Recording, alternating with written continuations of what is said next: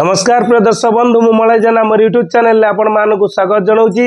आज आपण मानक गोटे नुआ वीडियो देखा जाऊँगी जहाँकि सुभद्रा योजना आपण मैंने जानी सुभद्रा योजना सरकार द्वारा घोषणा कराइला। ओडिशार समस्त महिला मानक सुभद्रा योजना रे 50,000 टंका मिलिबो बोली, किंतु सही योजना उपरे बहुत यूट्यूबर भाई माने वीडियो बनैतिले, किंतु मु आज पर्यंत वीडियो बनई नथिली काहेकि ना गवर्नमेंट तरफ किछि अपडेट आसी नथिला। किछि प्रमाण न पाइले मु वीडियो बनाएनी।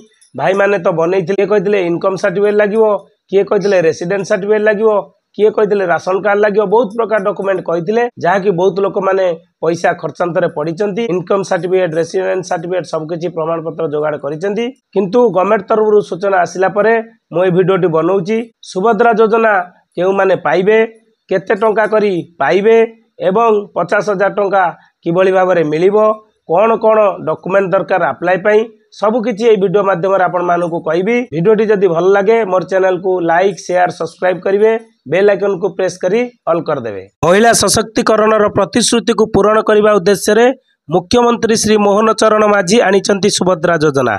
एही योजना रे आगामी 5 वर्ष रे 1 कोटी रु अधिक महिला को मिलिबो 50,000 टंका।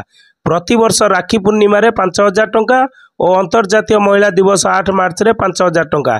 वर्ष को 10,000 टंका करी आपन को 5 वर्ष रे 50,000 टंका मिलिबो। महिला और शिशु विकास विभाग पक्षरु सुभद्रा गाइडलाइन जारी होईची। 21 वर्ष रु अधिक 60 वर्ष रु कम वयस्क महिला आवेदन करि परिबे। आधार कार्ड रे थिबा जन्म तारीख को ग्रहण करा जिवो।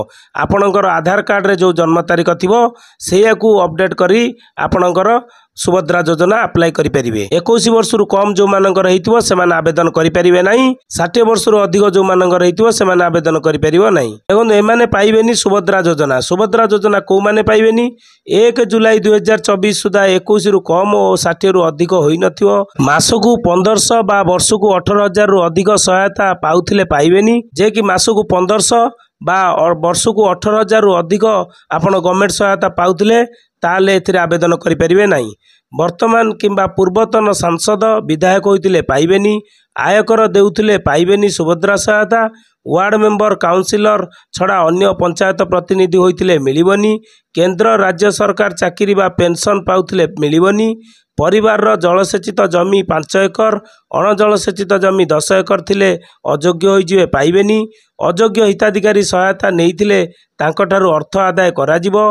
देखंतु जदि आपण एही सबु जिंस भितरे जाउचंती ताने आपण आवेदन करि परिबेनी।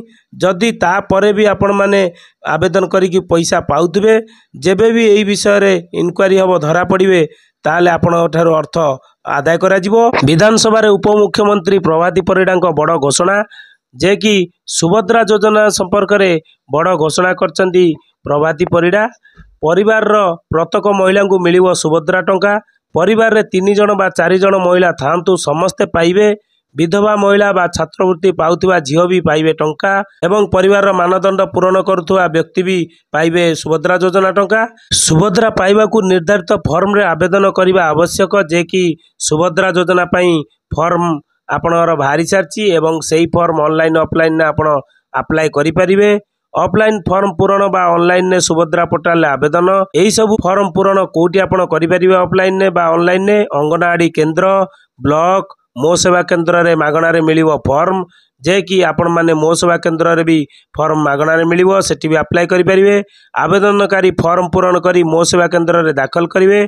आपण माने से फॉर्म फिलअप कला परे नहीं कि मो सेवा केंद्र रे दाखल करिया पड़िवो।